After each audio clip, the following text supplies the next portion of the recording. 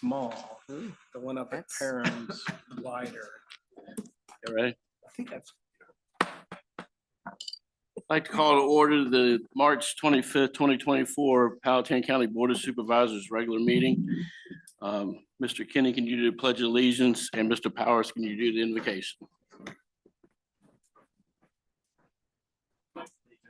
To the flag of the United States of America and to the republic for which it stands, one nation, under God, indivisible, with liberty and justice for all. Heavenly Father, we just thank you for this. Thank you for the blessing to be here at Powhatan. We ask you to give all those attempt and work to do the county. Amen.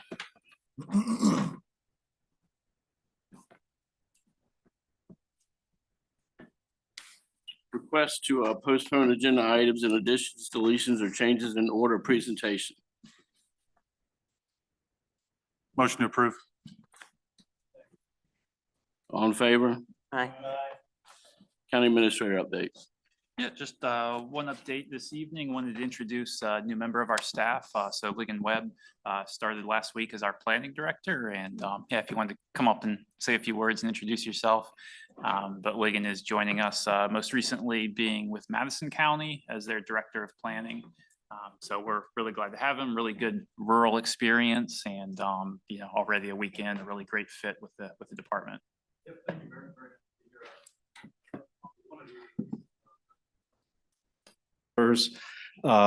Meeting staff, but I had a great first week. I grew up not too far from here in the big city of Crewe, Virginia. I don't know if you've ever heard of that, and moved to the even bigger city of Farmville. Played a lot of baseball in Powhatan growing up, but I didn't win a lot of games over here, I will admit, but I know the area well. Interned over in Chesterfield County, and I have been in the Shenandoah Valley for 20 years. I've moved there exactly 20 years ago, thinking I'd be there for a couple years. Well, now I'm finally back to Central Virginia, where I have family and friends, a lot of families and friends in the Valley too, but really looking forward to it. It's been a week. I think it's a good fit, and look forward to getting to know each one of you and you know, moving forward. So thank you for the opportunity. Yep. Thank you. Thank you.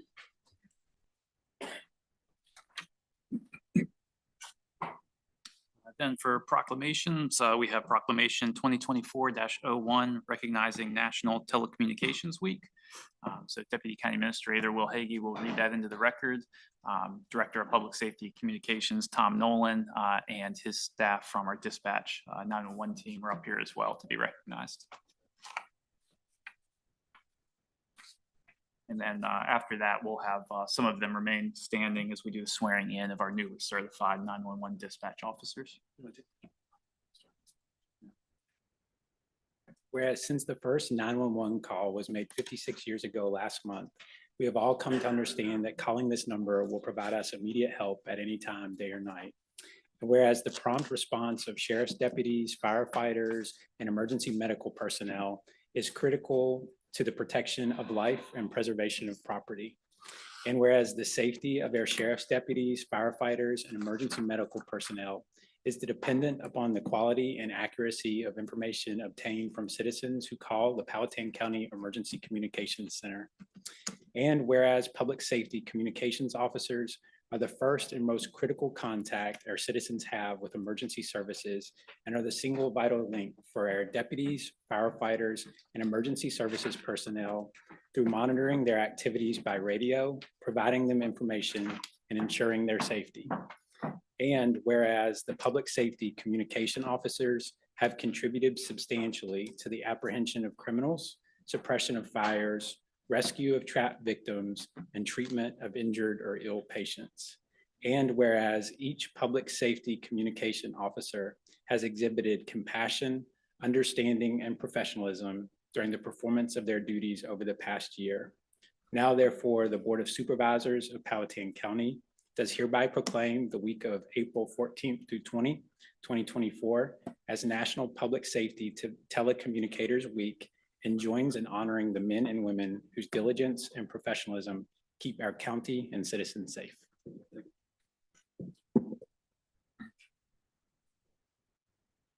Ladies and gentlemen, board, thank you for this opportunity to recognize that these fine individuals here tonight.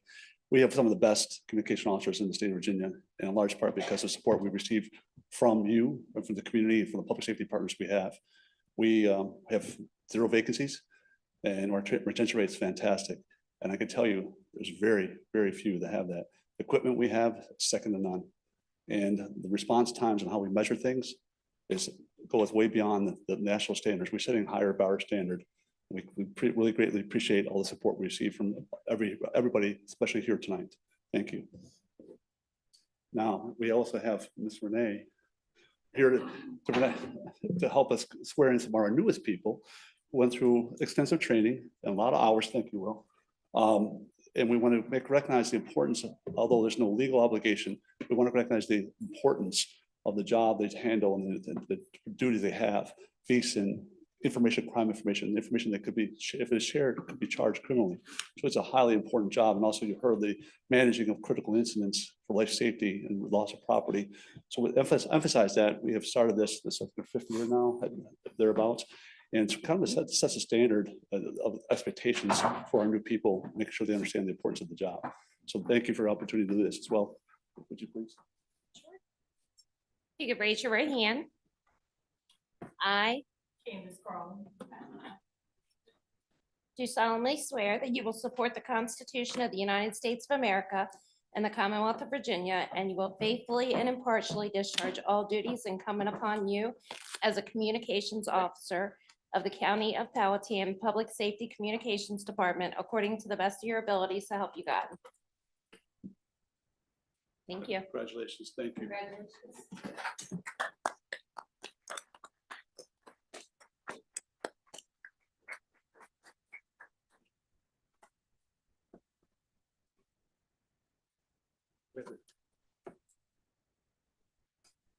Like in the front.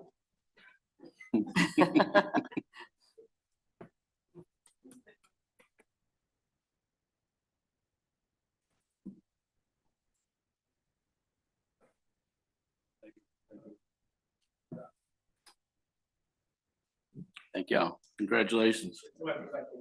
That brings us to our first public comment period. It's 3 minutes for individuals, 5 minutes per group. Have the sign-in sheet, Marlene Anderson.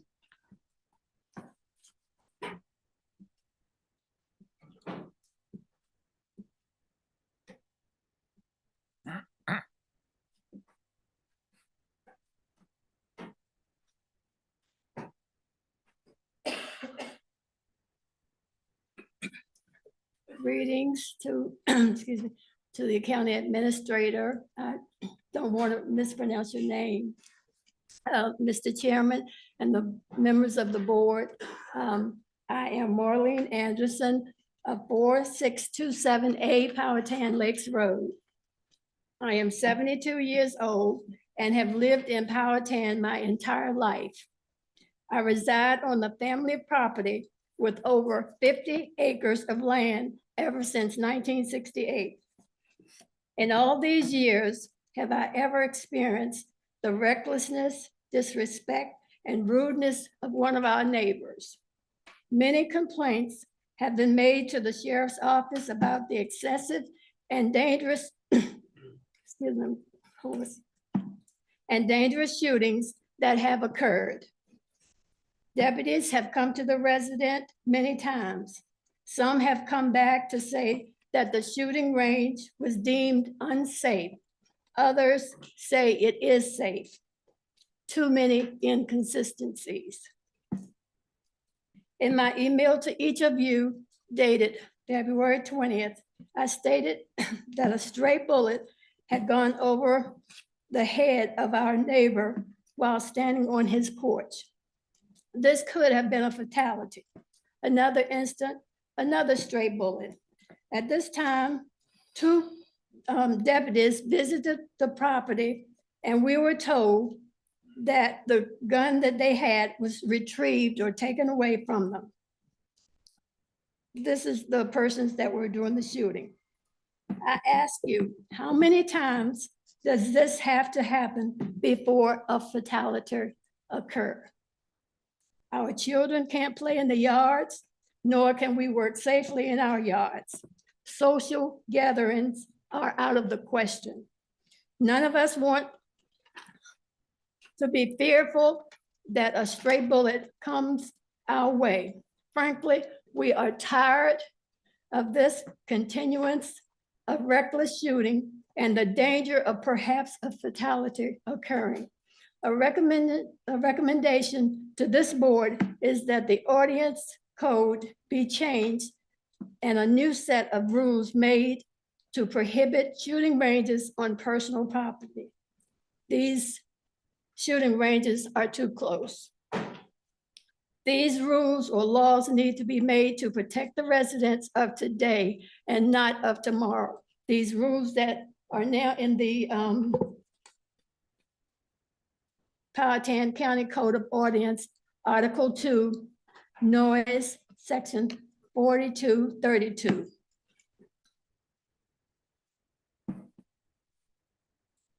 And we would like to have protection from, I'm sorry, thank you.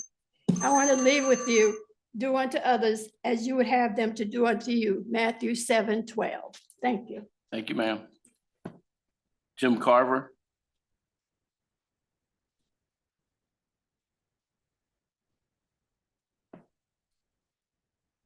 Good evening, Board. Brett. My name is Jim Carver. I live at 4245 Steger Creek Drive, Powhatan, Virginia. I live in District 5.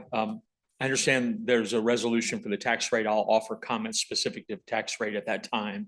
I just wanted to offer some overarching thoughts with respect to budget. Well, I've not had, and I'll hopefully hit my 3 minutes. I've not been able to study the budget as deeply as I have in previous years due to workload and work-life balance. I wanted to take the opportunity to share some overarching thoughts on strategic budget management. I sent an email to each of you last night. I know it was long, but when you get time, please read through it. And I'm certainly amenable for a phone call. I'd love to talk through that topic with any of you. The bottom line, I remain an advocate for zero-based budgeting approaches and focusing on core mission for local government. That's what we should be funding. I'd also be remiss if I failed to thank each of you for your service to the county. I know some of you are new, some of you have been for the board a while, but I want you to hear it from one of the citizens that we really appreciate the work you're doing. It's a tough road to hoe, and we know that. I also want to encourage you to be cautious of, make sure you're working together as a team. But each of you represents, Denise is my supervisor. She and I talk. She represents me from 5th District. That's who I communicate with. I'll communicate to the rest of the board, but she's going to bring what she hears from her constituents to the board. It's important, as Carson used to remind us, you'll gain congruence. You won't always agree, but that's okay. That's why each of you represent a different district within the county. So I would just caution you to continue to remember that and work together and gain that congruence, as Carson used to remind us. Just a few highlights then. I mentioned we should strive to follow a zero-based budgeting approach, which requires all funding to be reviewed from the ground up. A 0 point. Each year, each department and the county should revalidate the business needs of the funding. We should avoid getting enduring costs that you have. By enduring, I mean something you're going to have to sustain through your budget cycles, 5, 6, 7 years. So you've got to be cautious about adding new items that will become enduring and cost you money down the road. New cost drivers. So any new cost drivers that people bring, departments bring, the county brings to the table, the first thing you should be doing is validating its business need. You got to validate the business need. And then the second thing you need to do is you need to look for a bill payer within the budget you have. You've got to work for offsets. It's important. And I mentioned that the cost you should be looking for cost savings avoidance. Departments that are able to come in under budget and spend under budget, those departments should be rewarded in future budgets and have the opportunity to spend extra on their needs. So I appreciate the time. I finished in 3 minutes, and I'll speak of the tax rate in a few moments. Thanks.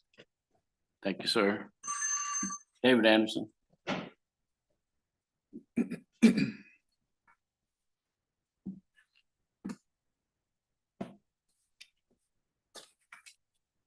David Anderson, 2366 Bellcrest Circle, Powhatan. In February, I attended the first meeting under your leadership, and I found the board to be very serious, thoughtful, and civil. And I think it bodes well for the next 4 years. Also, during that meeting, a citizen spoke about her disapproval of a procedure that you instituted at these meetings, whereas a citizen has to sign up on a sheet to speak during a public comment period. I'd like to echo that citizens' comments and disapproval of the procedure. Historically, I've spoken at these meetings fairly often, and half the time I walk into the door, I do not plan to speak, but something in the meeting is said that compels me to speak.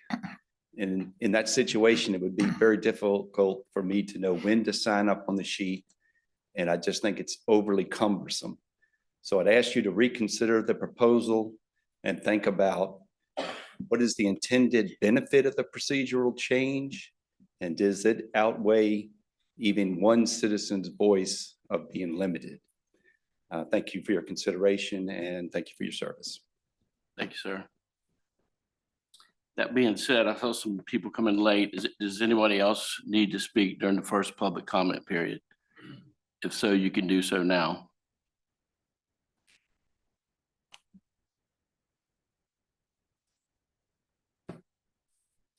Apparently I've signed up on the wrong sheet. My name is Mike Oliver, 4372 Three Bridge Road, and I would echo the gentleman's request for a review of the procedure to sign up. It seems somewhat intended to suppress public comment. It should be a dialogue, and you really can't have a dialogue if you got to sign up ahead of time because you don't know what the conversation is. So it seems rather restrictive. The other thing I wanted to comment, particularly in the first period, there's a resolution before the board regarding Second Amendment rights. I would strongly urge people to vote against that. I mean, it's a meaningless, symbolic, mean nothing vote. I know the boards have previously passed that. The young lady just got up here and spoke about, shots going over top of their head. I suppose there were people that advocate, well, that's my Second Amendment right. It's not. Certainly we should be supporting, and I think most people support reasonable restrictions on gun access and firearm access. And the resolution before us says, well, we support the Second Amendment. Well, that's nice. If it says, we don't support X, Y, or Z, anything specific, that may have some meaning. Otherwise, it's a meaningless symbolic vote, and I would urge the board to vote against it. Thank you. Thank you, sir. Anyone else for the first public comment period? Not seeing anyone. I close the first public comment period. That brings us to the consent agenda. Can I get a motion to approve the consent agenda? Second. Roll call vote, Mr. Lashley. Yes, because it's resolution. Okay. Yes, sir. Mr. Donati, Aye. Mr. Powers, Mr. Kenny, Aye. Mrs. Morissette, Aye. Mr. McClung. Aye. So agenda approved. So we have two appointments this evening to committees. The first is to the Agricultural and Forestal District Advisory Committee. And we have Mr. Robert Harper is up for, his position is up for reappointment, and he is the sole applicant.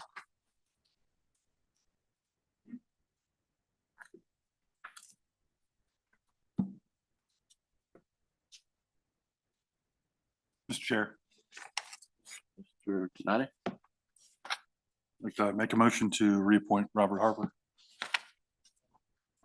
All in favor? Aye. Congratulations. Then the second we have is an alternate appointment to the Central Virginia Waste Management Authority. Historically, this alternate has been a staff member from our utilities department who oversee solid waste in the county. So we're recommending we appoint Tim Glidewell, who is our Assistant Director of Utilities. Mr. Powers. Make a move that Mr. Glidewell be appointed as the alternate to the Central Virginia Waste Management Authority. Second. All in favor? Aye. Congratulations. Our first new business item of the evening is Resolution R 2024-21. This is a private road subdivision approval, Walker's Ridge, and Sean Clendenin from our planning department will present on this case.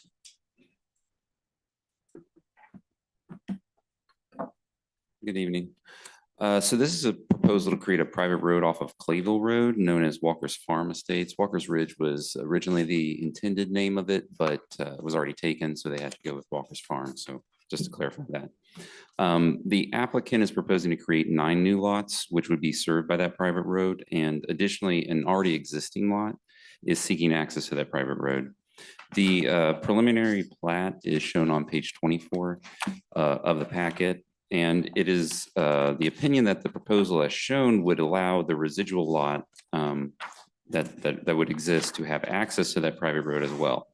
So therefore, the recorded plat would need to be approved by the staff and show that one lot extending across the private road so that the residual piece is not touching it essentially. Additionally, in order to conform closer to the comprehensive plan, staff would recommend additional buffers along Lot 1 of Clayville Road.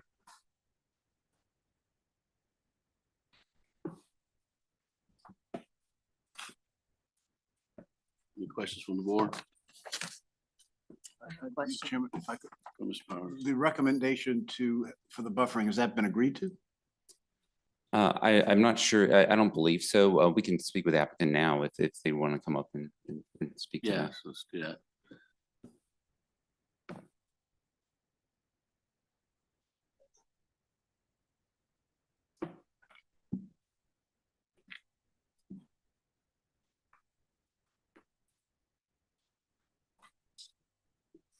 Hello.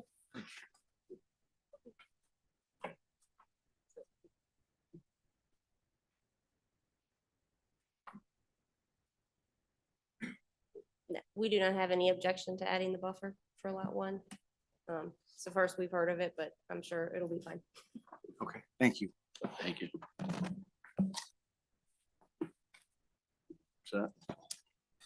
It's my understanding that there's over 200 acres with this piece of property. Is that correct? Do you have any plans on what you're going to do with the remainder of the property?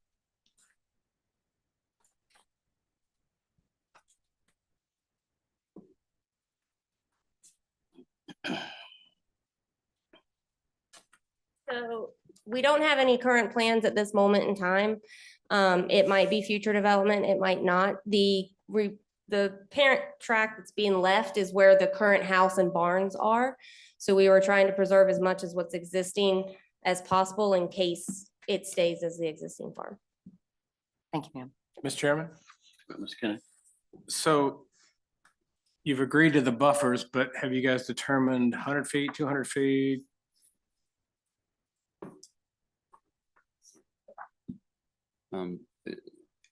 I wanted to say that it was 100 feet. Is that correct, Mr. Attorney? Yeah, I think that's the minimum the ordinance calls for conservation subdivision. Yeah, so the intention is to get it closer to a conservation subdivision in appearance and things like that. And so that's what that buffer would come into play to do. And so that's kind of the intent of that. So bottom line would be 100-foot buffer? Yes. Okay, thank you. And I'm guessing this is from Clayville Road, correct? So part of that lot is already open and existing field. Because it is a working, or it was a farm, but we could look at how the site plan in lot 1 and what's naturally there now, and if, whatever else needs to be done. Thank you. Mr. Chairman, I would recommend a deferral so that the adjustments can be made. She mentioned adjusting and figuring out how to best do it. We've got the issue of changing where the property line is. I think it's just cleaner if you approve what you can see rather than or if you choose to approve it, than to approve something with some oral modifications that we don't have the sufficient specificity to enforce or not enforce. So my recommendation would be a deferral if we're considering approving this.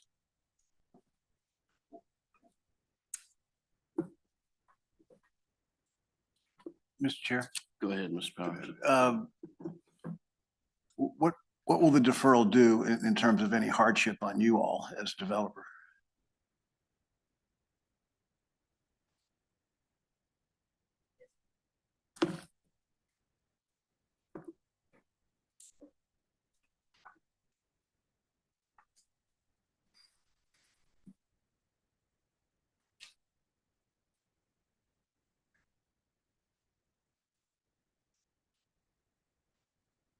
Good evening. I'm Gwen Bates. I'm the executor for the estate and the oldest of the 4 daughters.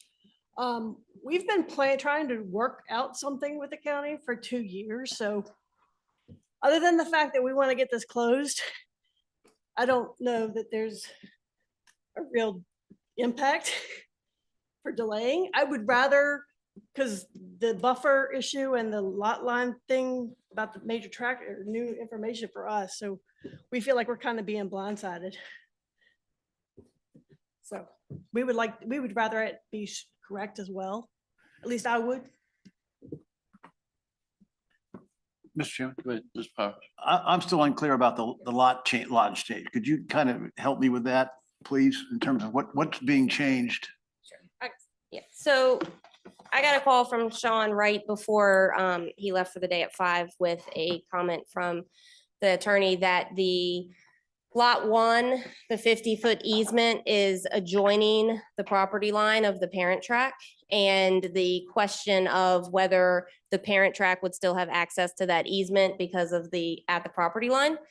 And if it did have access, then it would make it an 11th lot, not 10. And so I had suggested if it worked, we put the easement along the property line to have a minimal impact to lot 1. Obviously, it had to burden all of the road for the lots in the back. But if we moved it off of the property line some, and I don't know, 10 foot, whatever we needed to get that easement off of a direct property line, would that help with knowing that the parent track would not have access to that 10 lot private road? That easement's not pictured here. Is it? Now, if you're looking on page 24, Yeah. you see that private road? Yeah. Well, the residue is the big parcel on the south side of the picture, on the bottom of the picture. Bottom of the picture, okay. Technically, that parcel abuts that private road. Under Virginia law, you can't be prevented from using your own properties. Therefore, that becomes an 11th parcel that can use the private road. But So the what we're talking about is easement's sliding the property line down slightly so that, I mean, I don't care if it's 2 feet. Okay. If there's, as long as it's no longer abutting, then it doesn't have access to that road. And then we're back down to 10. Does that make sense? Like have a Yeah, little I fluid. understand that now. Yeah, thank you. Mr. Chairman? Go ahead, Ms. Kenny. So for your protection and our protection, in my humble opinion, I think a deferral would probably be in everyone's best interest in light of all these things coming up. If it's not going to cause any undue burdenship to you. Yeah, it doesn't for us. We're under contract, so our contract is based on, like, we'll close based with the board vote. So as long as she doesn't mind the deferral, because that's what it postpones our closing, basically. So yeah, so that's why I looked to her, because I didn't want to speak for her. Okay, well, thank you. I appreciate that. Mr. Chairman, if I could, Mr. Lashley, in terms of them saying that they were blindsided, what could we have done better? I'm not sure how these issues first came up or how, I really don't know that I can speak to that, what we could have done better. I don't know. I'll say one issue we're struggling with, and I think we'll probably hear some of it again on another case this evening, is just the revolving door in our planning department historically. We have not had consistency or long-term director down there. So projects have been kind of bounced around, and that causes issues. So I certainly sympathize and apologize to the applicants who are impacted by that.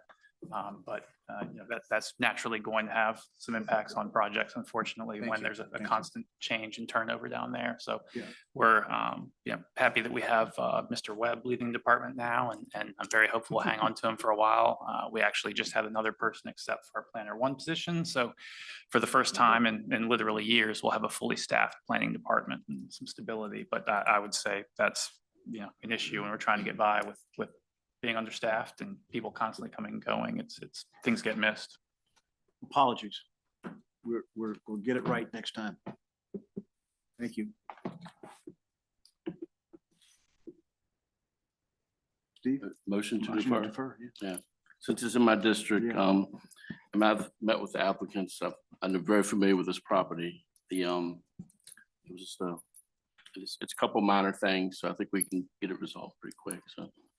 So defer to the next regular meeting in April, right? Yeah. Yeah. So we'll defer this to the next regular meeting in April. Second. Roll call vote, Mr. Lasky? No. No. Okay. Aye. Nods of heads.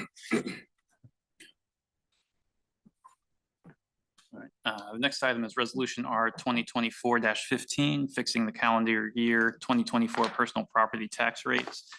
And these rates are unchanged from last year. Personal property at $3.60, business personal property $3.60, disabled veterans personal property 0.0001 cent, volunteer fire and rescue personal property 0.0001 cent, handicap modified vehicles 0.0001 cent, and machinery and tools $3.60. Mr. Powers? Mr. Charday,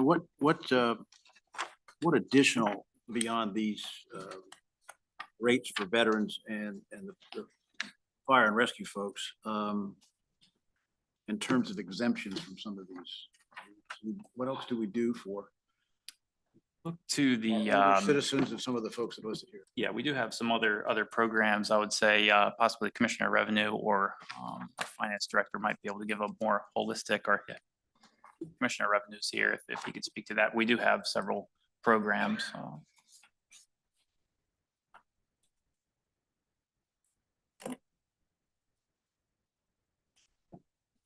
I asked because we've gotten several emails from some constituents who are senior citizens who have said, please help me. Yeah. So Jamie Timberlake, Commissioner of Revenue, can you restate the question? Other than these rates, which are very attractive for some categories of folks, what else are we doing? I understand we have some exemptions that in terms of, is it personal property or on the residential side? Am I just mixing those up? I think you're mixing up. So Okay. we do have some, and they're not considered exemptions. Exemptions and relief are two different words in the state code, so we don't want to mix those. We have tax relief for the elderly under real estate. Okay. But we have not ever, I mean, I didn't know, are you asking options or what we actually Either. offer? I'd be happy to hear Because you options is opine gonna on be a that whole subject. workshop. Yeah. I mean, there's a whole list of tax relief programs that you can offer on real estate, on businesses, on all kinds of stuff. But what we actually, those are the ones that we do in personal property. And then we have the real estate relief for tax relief for the elderly and disabled over 65 years old, 50,000 in income, 200,000 in asset. And we currently give up to $1,600 towards their tax bill. So if it's less than 1,600, we pay the whole thing.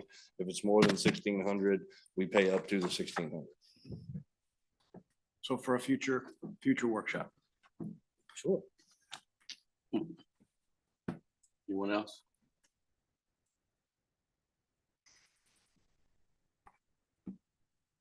I'll make the motion that we approve resolution R 2024-15. Second. All in favor? Aye.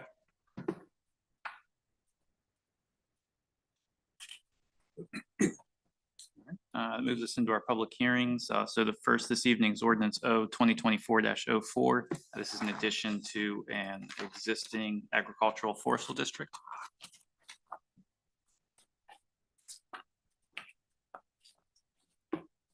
So this is a proposal to add tax map 12-48, that's 5719 Cartersville Road, to an existing AFD known as Trenholm. The acreage of the parcel is 129.5 acres and is currently in land use. The 2021 future land use map designates the area as rural areas.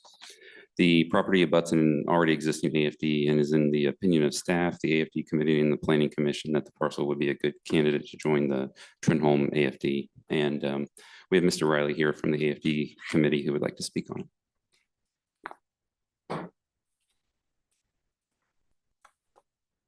it. Yes, I'm Bob Riley. I'm a member of the Agricultural Forestry District Committee. I reside at 2685 Old Timber Way in Powhatan. And I'm speaking here on behalf of our chairman, Terry Adcock, whose property this is, you're considering. She is unavoidably absent this evening due to some surgery she had to have earlier in the day. Some notes just to add on to that. Terry, this farm has been in agriculture and forestry use for over 200 years in the county. The farm has been in land use for over 25 years, and as of 2023, was placed in a permanent conservation easement. There is no revenue lost, of course, going into the county's conservation easement, but as we pointed out, on a number of occasions, revenue is never directly lost by a property going into an agricultural and forestal district. That's an important thing to understand. A property can be put in there that wouldn't qualify, but that's a decision that's made by the Commissioner of Revenue. And if the property under consideration does not meet the standards that the Commissioner of Revenue applies for anybody looking to get into land use taxation, it cannot be given any tax break in an AFD program. So even if people, for a small portion that join the program, where it failed to meet those standards that are specified in the state code and implemented by our Commissioner of Revenue, no tax relief would be given under those considerations. It's just important to make that distinction up front about anything that goes into one of these properties. Terry says you may wonder why she is putting her particular piece of property into that. She articulated two reasons, one being that as the chairman of the committee, she of course goes around. Terry's a remark, you all know, a remarkably active and effective chairman of the committee. And she does meet with many landowners in the county. And she's in a position of trying to talk about the benefits to the county and to themselves of being in a program like this.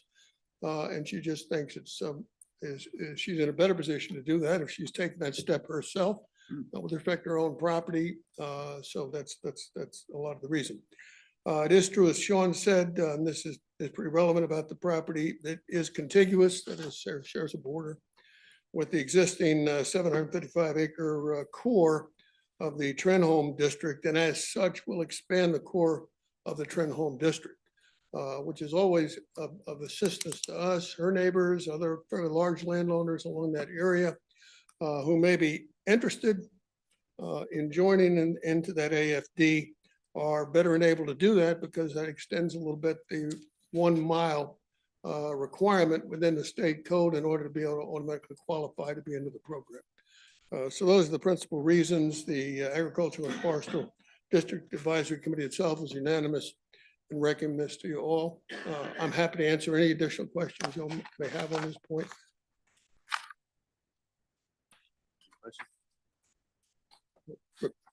Oh, Steve? No, those are good. Very good. Thank you. Thank you. So I'm gonna open up the public comment period for this hearing, ordinance 2024-44, if anybody would like to speak on this ordinance. Not seeing any.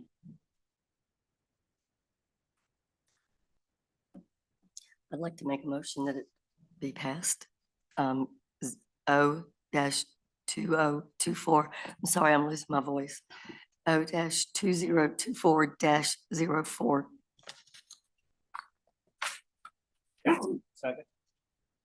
Second. Roll call vote. Mr. Donati? Aye. Mr. Powers? Aye. Mr. Kenny? Aye. Mrs. Morissette? Aye. Mr. McClung. Aye.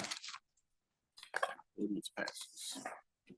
Second public hearing we have this evening is ordinance 2024-05, 23-09 REZ Paddock, and this is a downzoning from R5 to agricultural A10. So this is a rezoning case for tax map 22-14, which is approximately 120 acres to be rezoned from rural residential 5 to agricultural 10. The proposal is to subdivide the A10 parcels into 10 acres each to allow single-family housing on those lots. Page 59 has a revised plat showing the lots, and the plat has been proffered to be developed in substantial conformance with this plan. The applicants have proffered 5 shared entrances for the lots. This reduces the number of by right entrances coming onto Ballsville Road from 10 to 5. And they have also proffered a 100-foot natural buffer from the road as well. They are also proffering 30 feet from the center line of the Route 630 along the front of the property. Staff recommends deferral in order to try and bring the proposal more in accordance with the comprehensive plan. The Planning Commission was split on the decision for approval with 1 member absent, and the applicant is here today.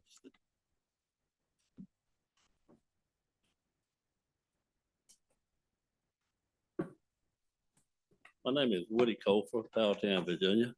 Represent the owners of the property.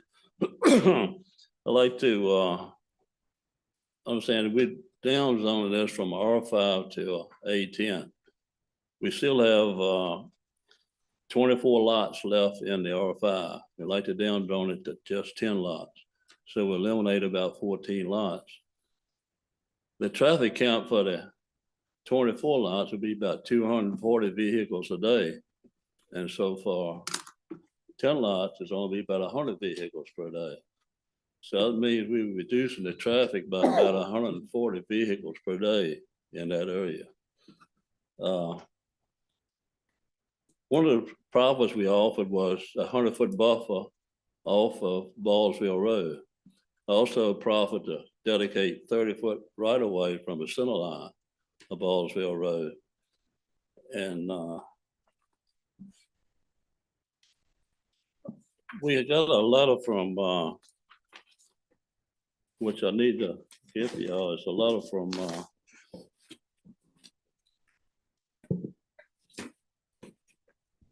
the Palmers, who own a sawmill across from there. And they do not have any problems with this downzoning, according to the email I got today.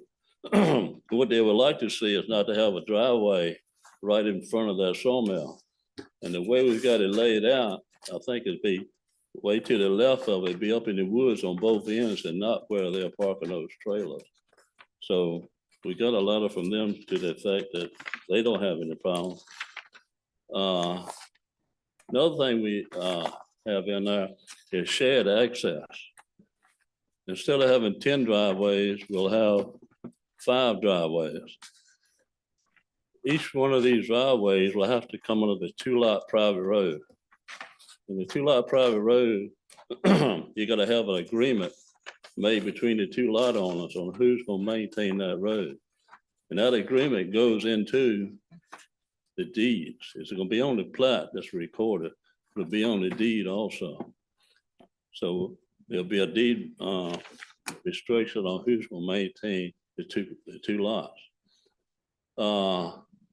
One other thing we had done was got the Palmer, that, and of course we had a neighborhood meeting. I forgot about that.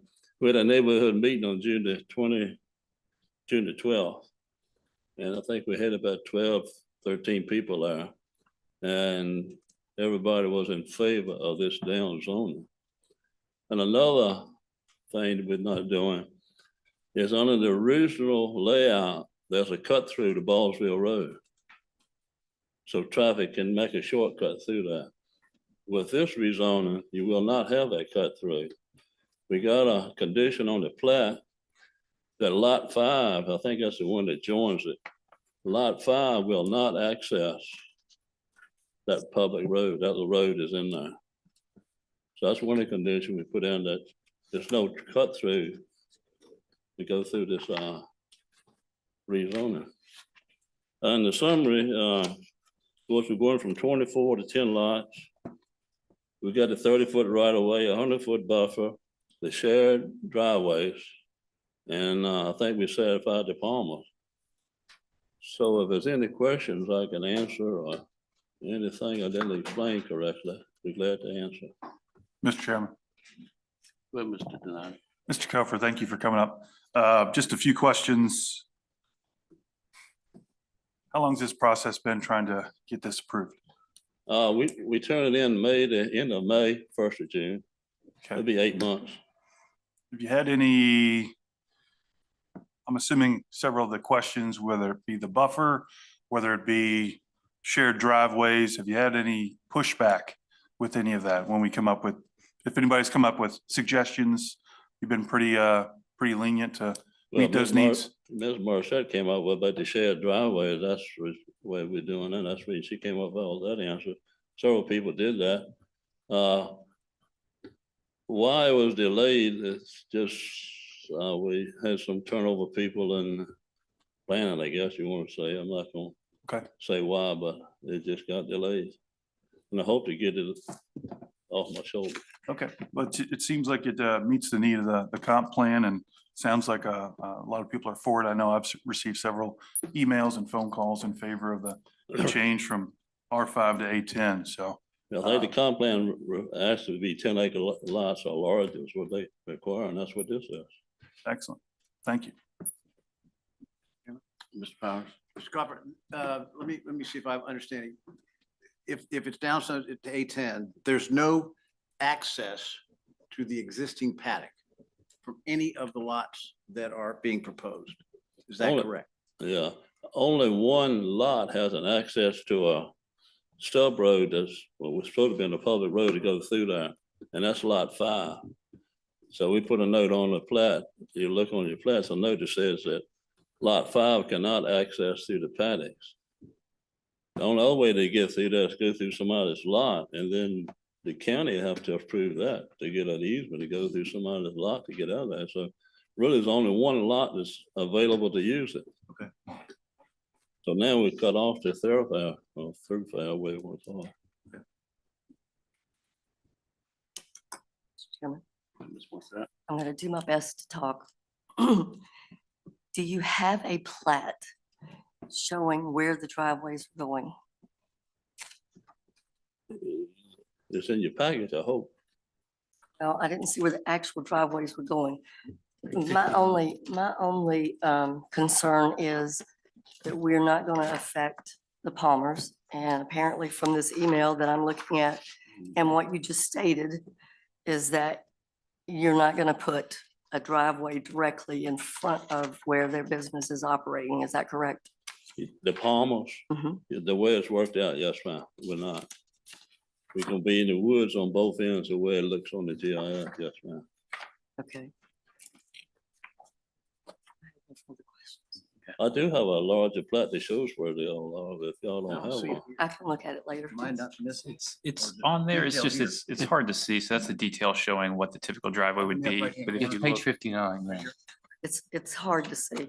but- It's hard to see. I've got mine on the screen. I blew it up to 200%. Read it. they Well, are my- on there. It's My just hard to old see. eyes can't see that good. I'm sorry. We maybe could make them a little smaller. Yeah, there's no way I can see that. But I do trust that what you say is true. I'm not gonna Yeah, that, say that it's not. yeah, the Palmer's been real nice. And so that's the object, is not to put it right in front of, you come out in front of that building there. I guess maybe I do have one more question. What is the specific reason why you don't want to go ahead with the proposed plan from the original plan, what was it, 2006 maybe? To complete the 24 lots? Cost, basically is what it is, to put in roads. And we're far out in the country, we're not in Midlothian. Right. And the price of the land is a little bit different, and the cost of the roads are the same. And it's not feasible to do it.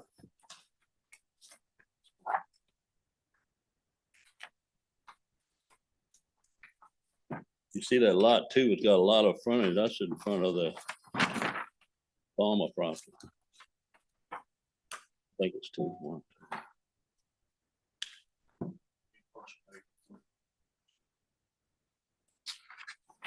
Got it backwards. Oh, I got it backwards, I'm sorry. Okay, it is Yeah. lot 8. Yeah, that's in front of the, yeah. Oh, I thought it went the other way. And certainly the proposed driveway is, it appears to be to the left if I'm looking at this properly. Yes, ma'am.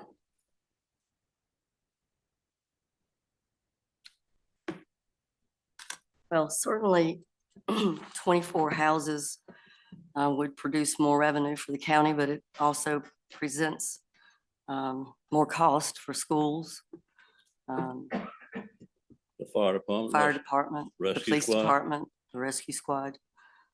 I don't think, I think originally I was under the impression that all of that had already been upticked in 2006 when the actual part of the paddock was put in. I'm now under the impression that that's not true, that they would actually, if the 24 houses were to be built, then the uptick for all of the amenities and fire, all of those departments would at that point been redone. 10 is certainly less than 24, for sure. There would be less traffic. Yes, ma'am. I have been on that road myself for about 2.5 hours in the rain, looking at the proposal. It's a narrow road, and I think with a 30-foot buffer, does that or does it not allow for the county to possibly widen that road at some point? If the county wants to widen that road, they will widen it, put it that way. If it comes necessary. Yeah, the only thing the other thing that concerned me with those logging tractor trailers going down through there. Yeah. With the road being so narrow, but you know, the way it looks to me, the way you've got it set up, it looks to me like you were thinking about safety whenever right. you propose these driveways. Yeah, they're roughly, if you take the, I think it's about 4,100 linear feet of road frontage, and you divide it by 5, you come up like 830 feet average between driveways. And that, we gave you 30 feet of right of way. So when you get another 30 feet on the other side, you got a 60-foot right of way. So you can build a landing strip on Right. those sides. That's what I was saying. I think when with you doing that, Yeah. it does open up that possibility. Not that we're going to do it or that Yeah. it's going to be done, but it leaves it available. And by the way, that's about 2.6 acres that he has given to y'all. Right, right. Are there any, did you get any negative feedback from anybody? I'm going No, back ma'am. to what Mr. I Dunleavy haven't. said. No, ma'am. Nobody at the meeting and nobody, the Palmers wrote a letter saying, no, in fact, they couldn't be here tonight. Right, right. I have no further questions. The only comment I have was, you've answered it with this letter right here. The Palmers was my only concern, but yeah, sir. I understand that straight. So any more questions from the board? Not, I will open it up to public comment period for ordinance 2024-05 Paddock rezoning. Patricia Meadows.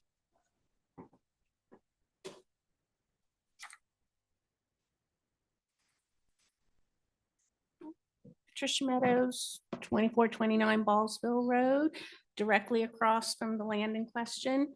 You all have made my job much easier. I have all my notes, but you've touched on everything. Mrs. Morissette, I really am grateful for your questions. You covered everything in here. I do, and this has been touched on too, but I do think consideration needs to be given to the fact that the request was denied by a planning commission that punted it for 6 months and then voted on it in January, just before their terms expired, just before the newly hired planning commissioner left his position, and on a night when one of their members was out of town. So the split 2-2 vote automatically denied it. So I just think that should be taken into consideration. I think Mr. Kofer and Mr. Petrine have done everything they can to make this work. And it's been woods as long as I've lived there. I'd love to see it just stay woods, but that's not going to happen. So I'd rather see 10 houses than 25. Thank you. Thank you, ma'am. Darlene Boland.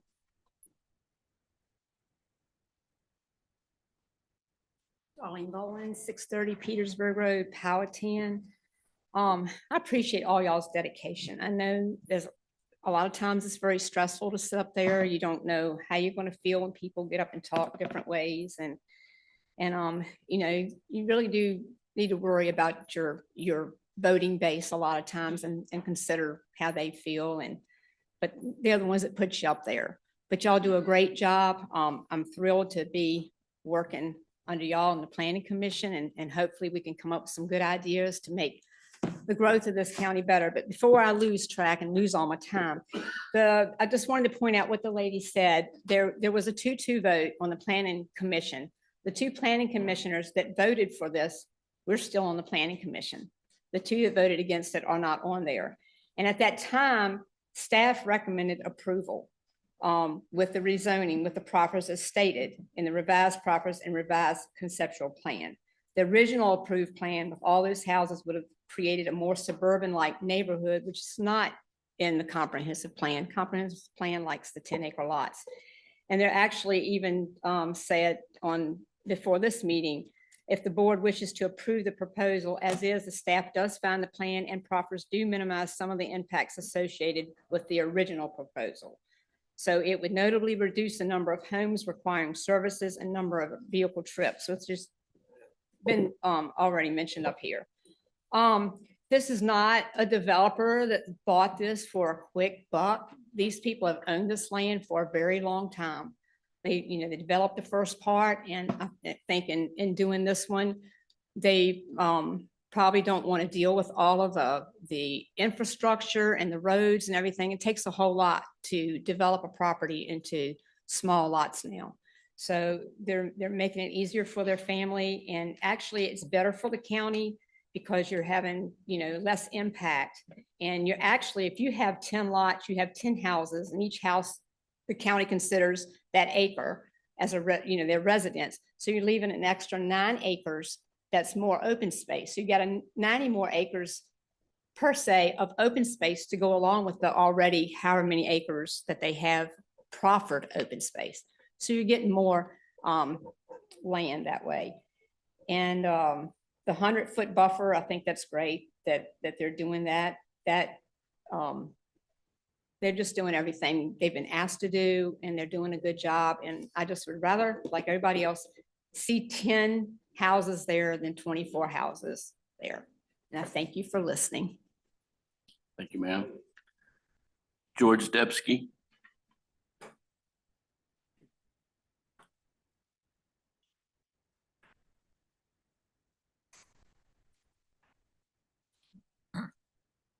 Thank you very much. George Debsky, 6123 Preakness Stakes Lane.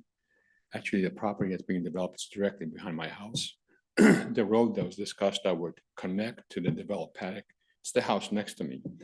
I would urge the board to really vote for this. It is a reasonable proposal. There's discussions on all kinds of topics, but it is a reasonable proposal. It allows for the development, but not for major development. So I don't want to be the person that moves in the area and it says, well, I love it here, so I'm not going to let anybody else come in here. So it is a very reasonable proposal, and I would urge you to vote for it. The other comment that I would make, and there were some discussions about it earlier, is, and I do thank you for the work that you do and time that you put in, that both the zoning and board and planning and zoning and the boards take into account that whenever you pass certain things, or you delay developments, or you cause those developers to do something that increases cost, they don't print money. They just pass it on to the consumer, us that buy the houses. And I hear these discussions that we want more affordable housing in Powhatan. That's one part that ought to be looked at too. And believe me, I'm not here to tell you that there should be no zoning laws, because we do need some zoning laws. I think that sometimes we're beyond that. And when you ask a developer to put in one line instead of two and this size or that size. We just develop the project. It just adds to the cost. So I would ask that we just consider. But in closing, I would urge you to vote for this proposal because I think it is very reasonable. Thank you. Any questions? I'm more than happy to. Okay. Thank you, sir. Does anyone else need to speak on this ordinance? I'll close public comment period for this ordinance.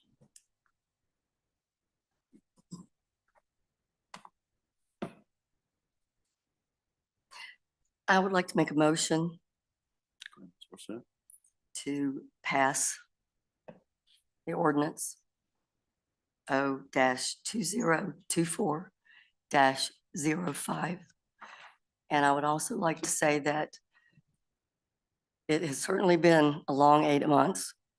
I've had some personal situations where I have not been able to devote the amount of time to the job that I was elected to do.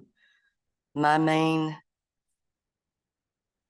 reason for being on this board is so that I can help the county and so that I can help the constituents that voted for me. I think under this particular circumstances, the people spoke, and they are the people in my district, and that's what is important. I would like to ask, on a side note, if it would be possible that you could take some bids from local construction people to do some of the work in the on the property. It's not a subdivision, on the property that you guys are proposing. So with motion to pass, I would like to see it passed. Second. Roll call vote. Mr. Nadi. Aye. Mr. Powers. Aye. Mr. Kenny. Aye. Mrs. Morissette. Aye. Mr. McClung. Aye. Our final public hearing of the evening is Resolution R 2024-14. This is fixing the calendar year 2024 real estate tax rate. And that is proposed to remain at 69 cents, which is what it was last year, which in our research appears to be at least a 30-year low tax rate for the county that we propose to maintain.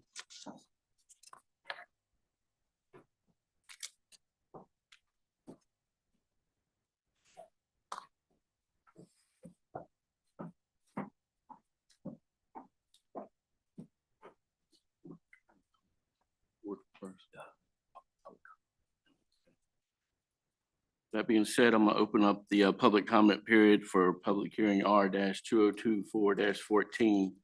Mr. Carver.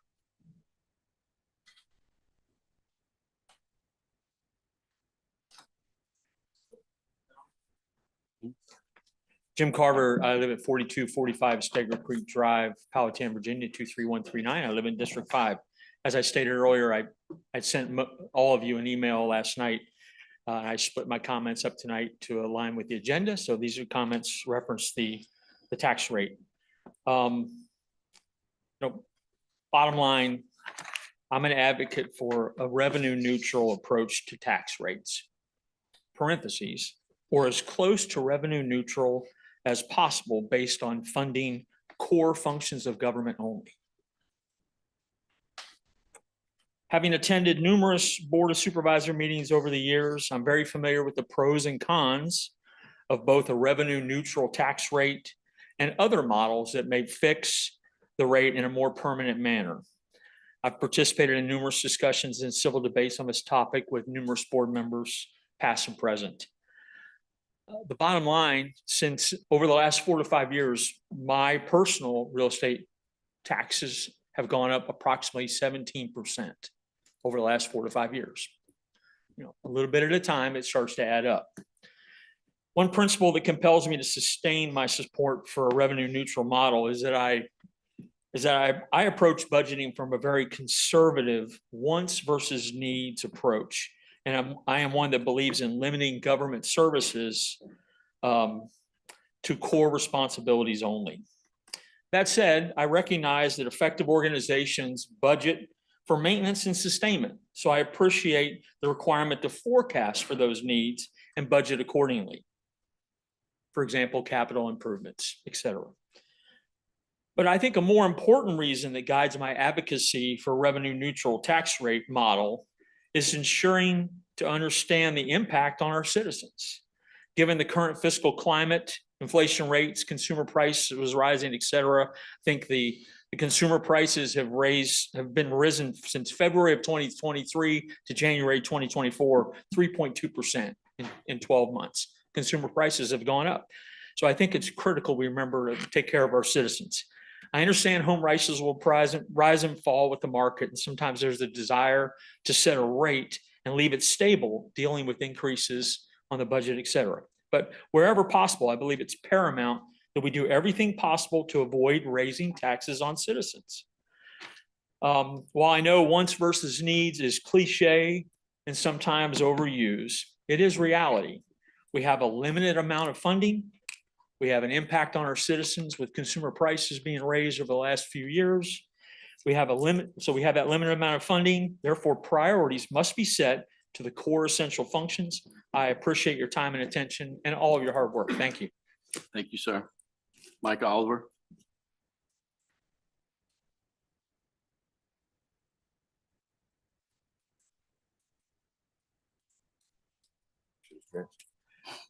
Mike Oliver, 4372 Three Bridge Road.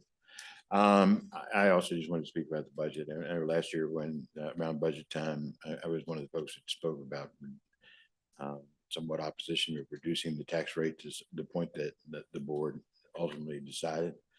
That it was a fairly significant decrease in the tax rate given in a time when we knew inflation was there and costs for everything that the county was going to pay for was going to increase, yet we decided to decrease revenues, which made little to no sense to me.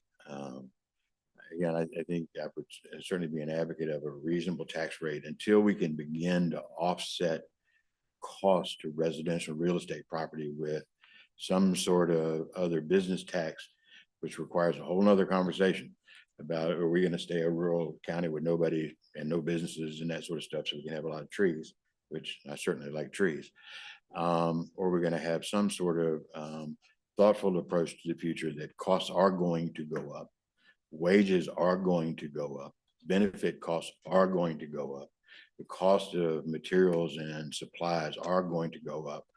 And so we're going to have to offset that cost with something.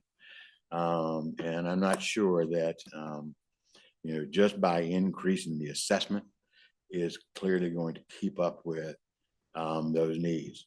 I don't disagree that the government should be funding core activities. The rub always becomes, the conversation always becomes, who is defining what is a core function? It depends on where somebody's coming from, whether it's a core function or not. So what I would just ask is the board give thoughtful consideration to that tax rate. I thought that the reduction last year was not the best decision we can make, particularly the scope of the tax reduction. And believe that somewhere in between is not an unreasonable place to look to provide services that many people in Powhatan would like to have, but also to see some enhancement of some of the services there. We've got lots of great services, but we'd like to see those services enhanced and increased over time. So I'm probably not, many people are going to agree that I think we ought to look at, at an increase in a tax rate, but nobody likes to pay taxes more than I don't like to pay taxes. But, that's the only way certain things happen, and the only way that governments are able to provide services that as citizens of the county or the state or the federal government that we want to get. And so what I would just ask for is thoughtful consideration of as you move forward on what is the best rate to meet the ongoing needs of the county, not this month, not this year, not next year, but moving forward. Thank you. Thank you, sir. Paul Simons.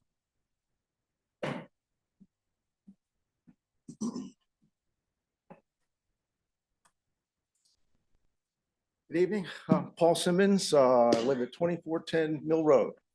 7 years ago, I bought a piece of property there, built a house, and a year later, moved in and made Powhatan my home, which I love. It's been great experience.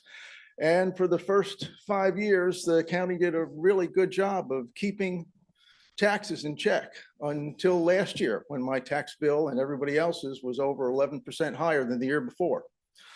The 6.9% rate that's been proposed, that's the same as last year. When you factor in the increase in assessment, means that we'll be paying another 5% increase this year on top of the 11% increase last year. That's 16% increase in real estate taxes over 2 years, or an average of 8% for 2 years, 8% a year over the last 2 years.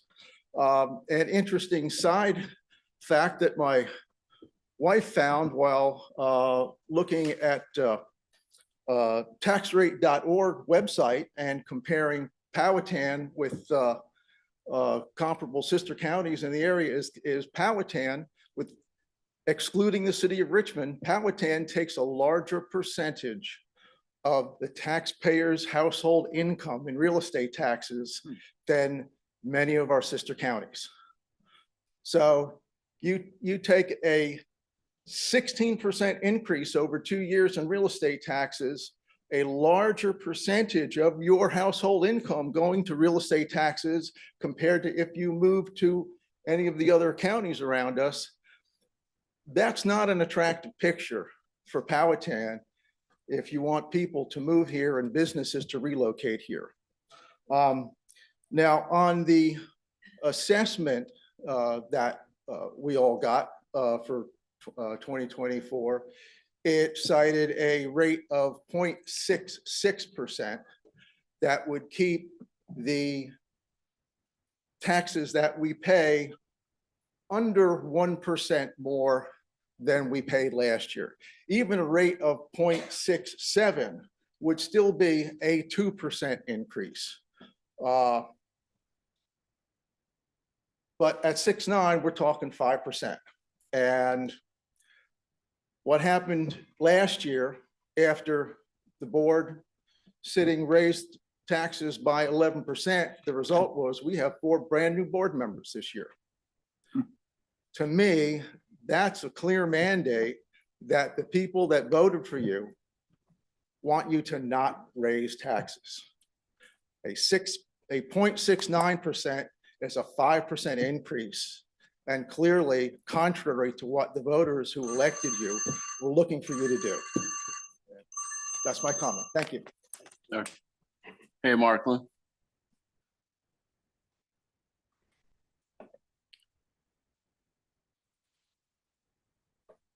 Harry Markland, 3701 Hope Meadow Road in Powhatan. Like the other folks, thank you all for serving, really. Mr. Latchney, thank you for hanging in there. Mr. Chardine, thank you for hanging in there. We really appreciate your service to the county.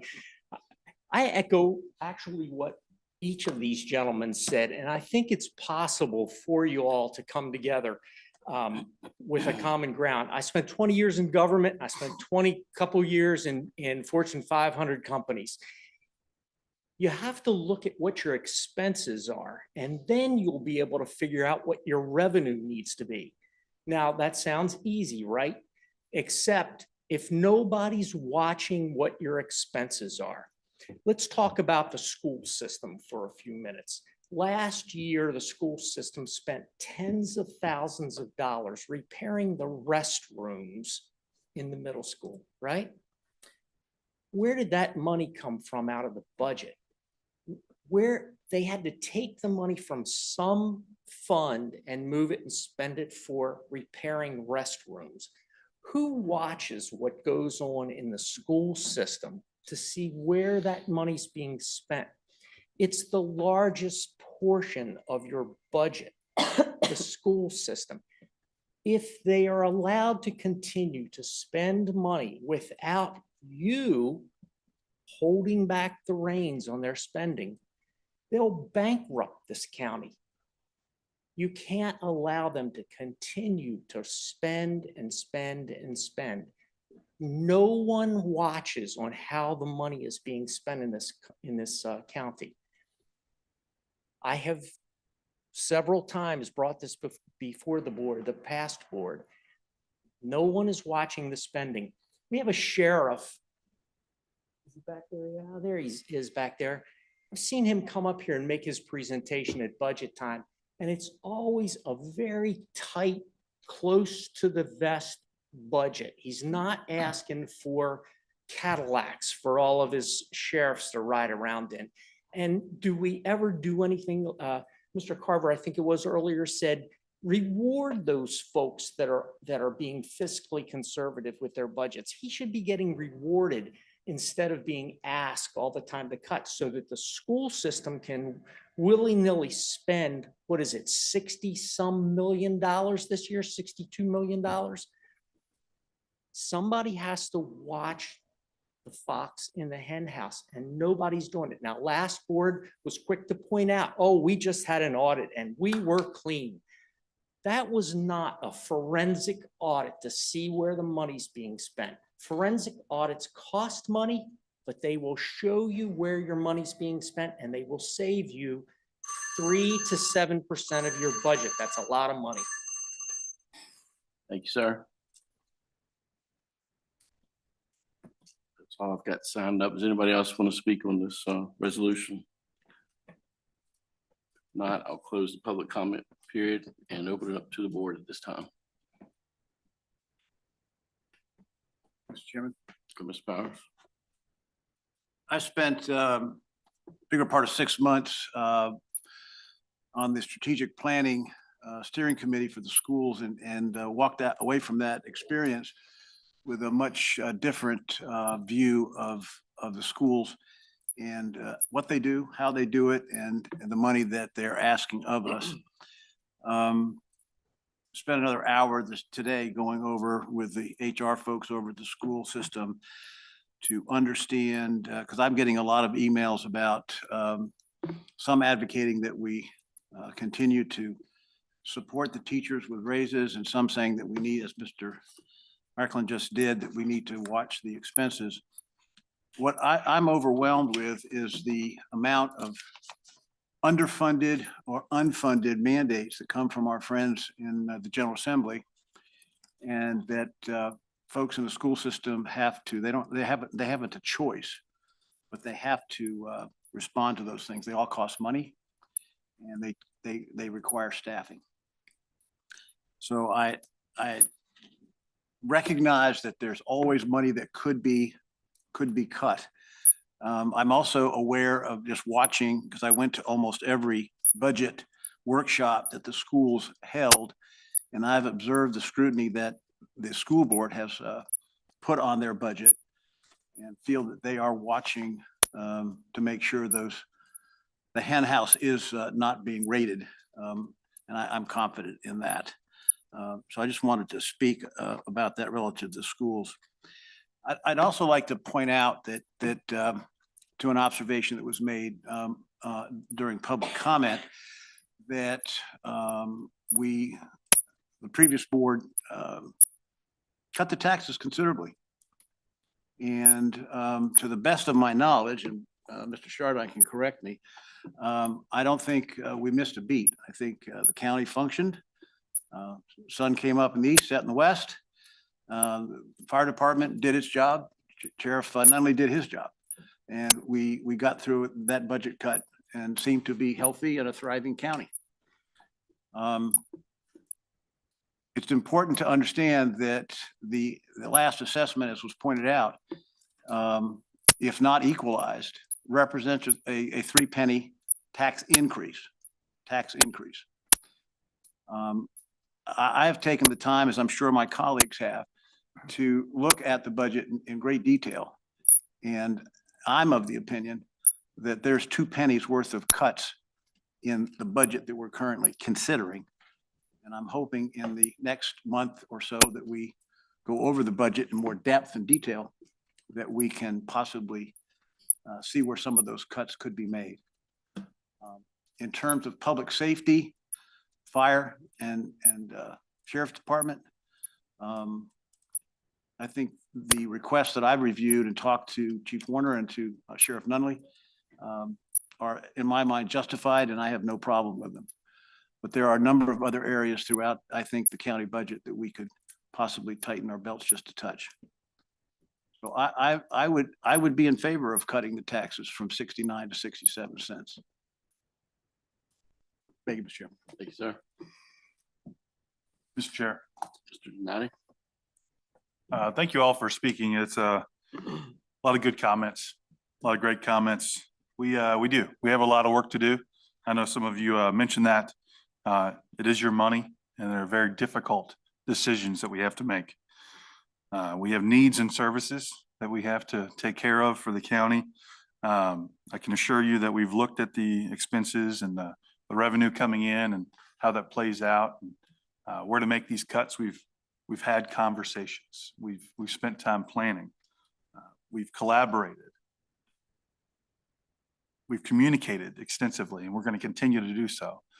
We feel like we have alignment with the path. Yeah.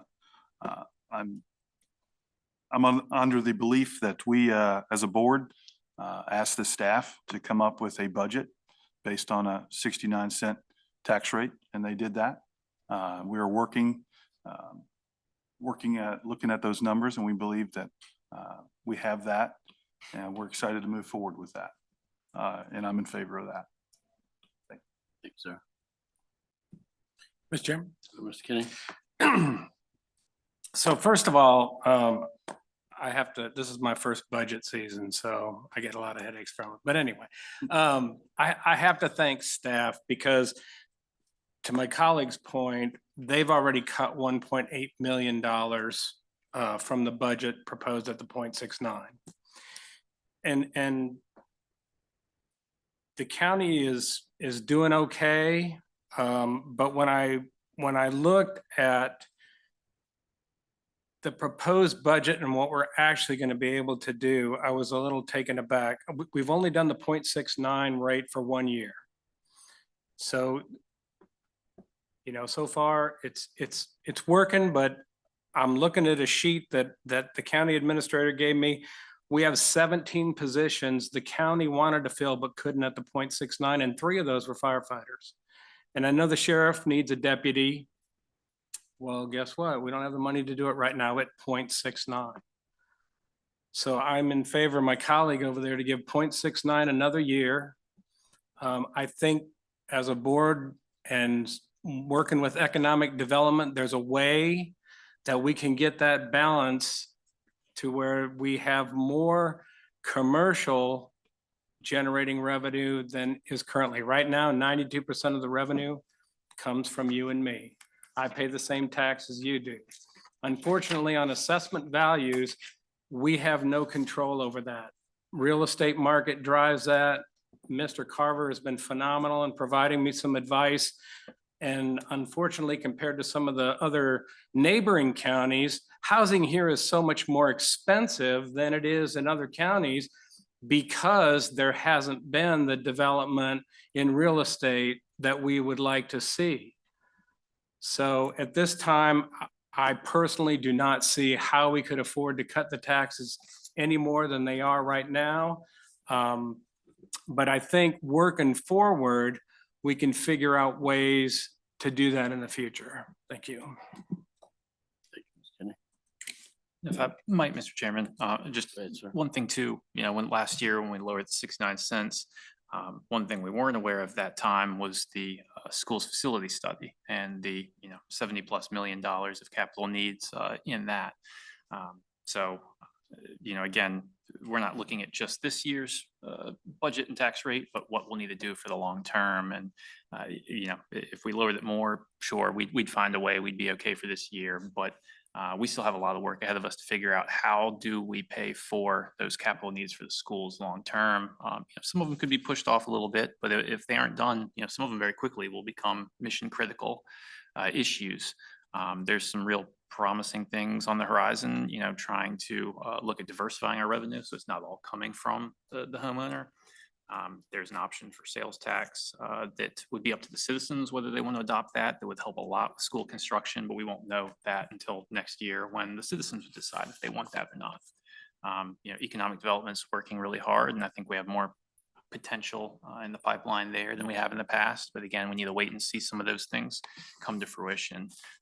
So again, just from staff's perspective, I think we've heard a lot again and again from people that they want to see stability. There's been so much change with county administrators and board, and they just want to see stability. So I think again, it would behoove us to hold the rate one more year, figure out how we fund the school's capital facilities, and then see what other options come online with additional revenues, and then reevaluate it. And if we feel like we can take care of all of our needs long-term and still lower the tax rate, absolutely, staff would be in favor of that.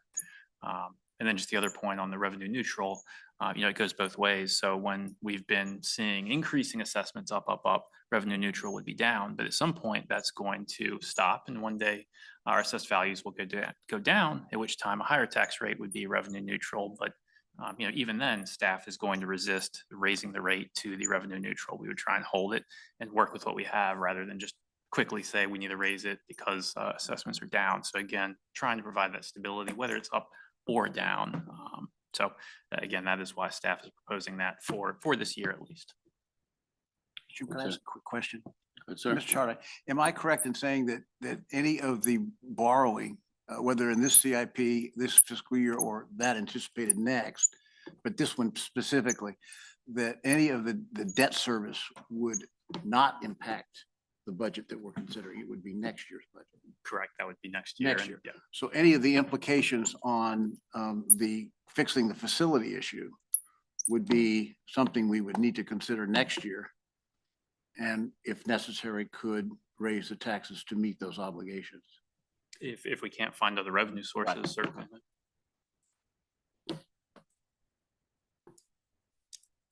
Would like to piggyback off what Mr. Kinney said about the how hard, I should thank staff for all their hard work. They have worked tirelessly on the budget and all the proposals. And to what Mr. Kinney said, there's a list of 30 positions here that was proposed, and we cut them down to, well, Brett and his staff cut it down to 8. And that includes deputies, firefighters, communications officers. A lot of things got cut to get us down to the 69 cents. So I'm in favor of keeping the tax rate at 69 cents also. Thank you.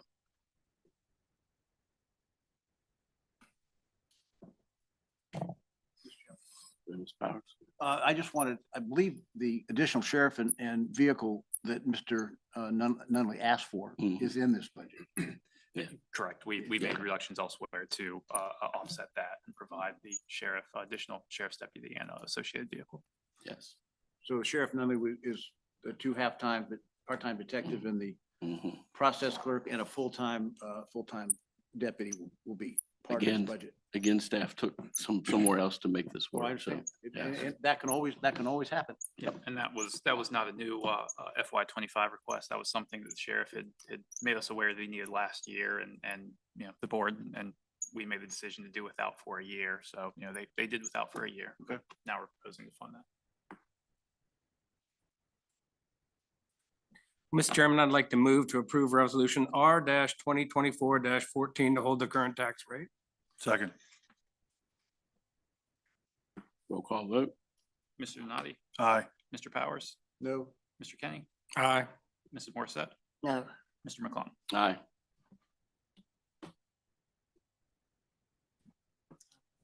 Then we have one new business item continued, and this is direction to advertise the FY25 budget. So this would be proposed essentially as a not to exceed advertisement. So once advertised, and we wouldn't be proposing adoption until the end of April at the earliest. So certainly between now and then, we'll continue to gather public input and feedback, work with the board and our staff, and look at where we could make other cuts or efficiencies. But again, this is just essentially a not to exceed amount at net of transfers of $120,101,996. So go ahead, Mr. Miller. Mr. Chardon, does that, these figures, how is the borrowing reflected in this on CIP for FY25? So 17 million. it would be for FY '26 that we would actually do the borrowing. So we would start working with financial counsel, looking at the rates and how to best package something, but that actual debt payment would be something that we would work into the FY '26 budget. Okay, so what we're going to advertise, would it include the CIP for the 17 million? No. No, just this. Correct. This is, yeah. Okay, thank you. So, Mr. Chardon, if we approve this, we can always cut, but we can't go above, correct? Correct. So,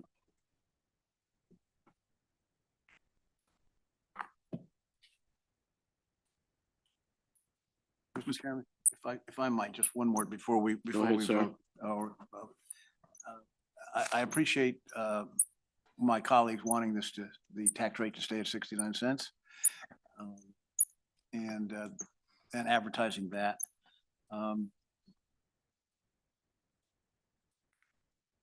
This budget, I think, to advertise it, I will vote informative to do that. But I want to say that I still think there's some room in this budget that we could realize some savings.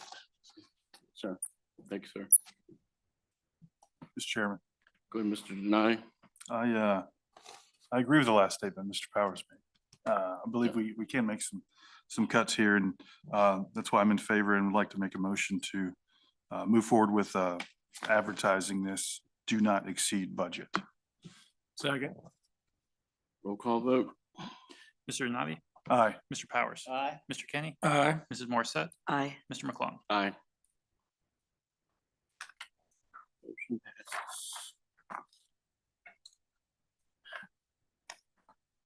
That brings us to our second public comment period. Mr. Carver.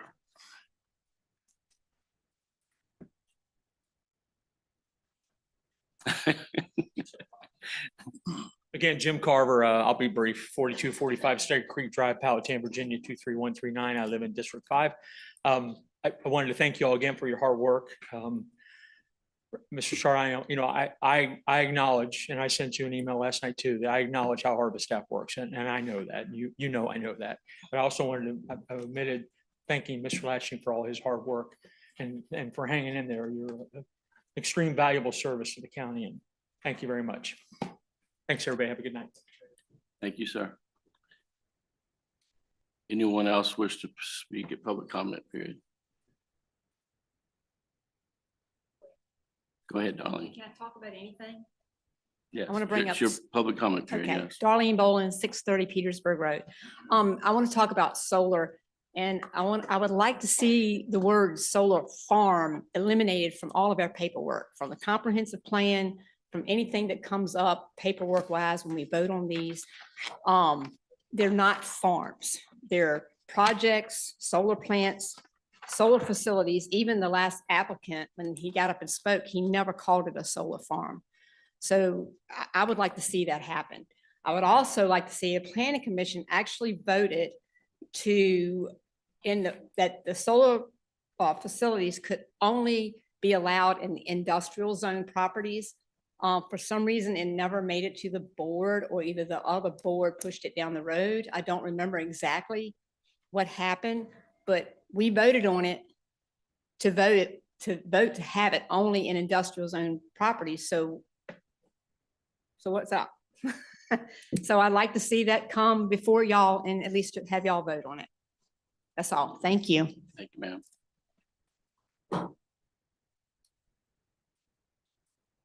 Thank you for the opportunity to talk again. David Anderson, 2366 Bellcrest Circle, Powhatan. I've just got one kind of general comment. And that is that there's been some talk about the tax rate and the budget. And unless I'm totally missing something, I don't remember any tax cut. Every time I look at the fiscal year budget, it goes up every year. And I don't want folks to walk away thinking we're having some kind of huge tax cut last year and we're holding the line this year. To me, that's not an accurate statement. So I just think we need to be very clear with the public that the tax rate doesn't mean anything. It means something about your taxes, but it is not your taxes are staying flat because we had a 69-cent rate last year and we're having a 69-cent rate this year. Our taxes are going up, and that's fine. My only point is we need to be very clear with folks that your taxes are going up. A year or two ago, the personal vehicle tax, I can't remember what it's called. We didn't raise the rate, but because of COVID, we had this bubble and everybody's used car rate doubled or tripled. Well, the rate didn't go up, but the tax bill you got on that 85 Ford went way the heck up. And that's what we're dealing with. Things are going to go up. And so the only thing I'm asking the board is, let's just be very clear to the public that your taxes are going up. The tax rate means something. The effective tax rate means something else. And we just need to be very clear with people and very transparent. So I appreciate your consistency with that. Thank you for your time. Thank you, sir. Anyone else like to speak?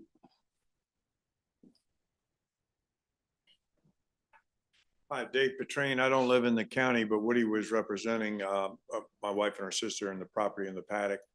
And I want to just thank all the board members because I know I was calling, or you guys met with me when I wanted to.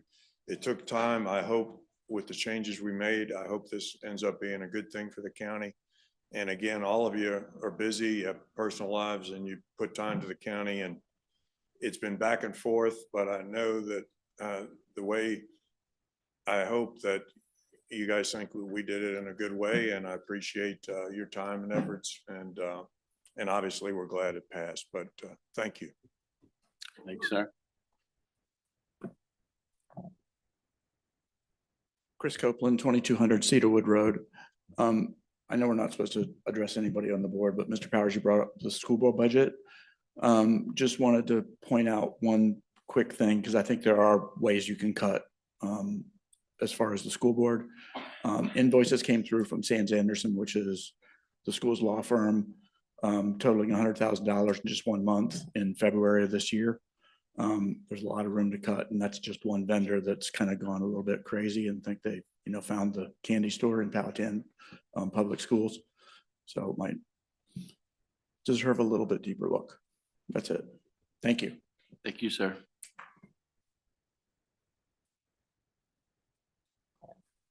Not seeing anyone else, I'll close the second public comment period. County attorney comments, No comments, Mr. Chairman. county administrator comments, No comments. board comments. Mr. Chairman, Go ahead, Mr. just Denali. just clarifying question with agenda item 14A, with the passing of that, is there a need for a workshop on Thursday? I would not think so. Do we need a workshop?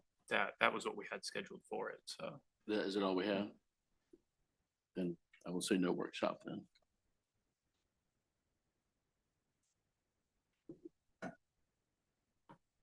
Any more board comments? If I could, I spoke to Mr. Chardine about this earlier today, and I believe he agreed, but I'll let him respond to this. In terms of future workshops, which we will have a number of them, that instead of a fairly high-level presentation about each department that we go through, that we actually have the department heads come and visit with us for some extended period and share what they're doing. There's a lot of good things going on in this county, and those department heads, I think, would relish the time to share some of the things that they're doing for the county. And I want to have the opportunity to ask them some questions about where there are increases that they're asking for, to understand the justification. And just like I asked Chief Warner about the 3 part-time firefighters, what are the implications of not having them? And he gave a very good answer, and it had to do with safety of his people and response times to the county. And I was perfectly fine with that particular ask. But I'm hoping that we can do that at a department level and invite just certain departments in. Don't have everybody there to waste their day not speaking. So I would hope that we could do that. That would be a welcome change. Thank you, sir. Again, I would like to thank all the staff for all the hard work that they do for the county. And I'd like to welcome Mr. Liggett aboard. He's got his work cut out for him. And more board comments? Mr. Latchney, do we have a closed session or not? No, sir. Adjourn.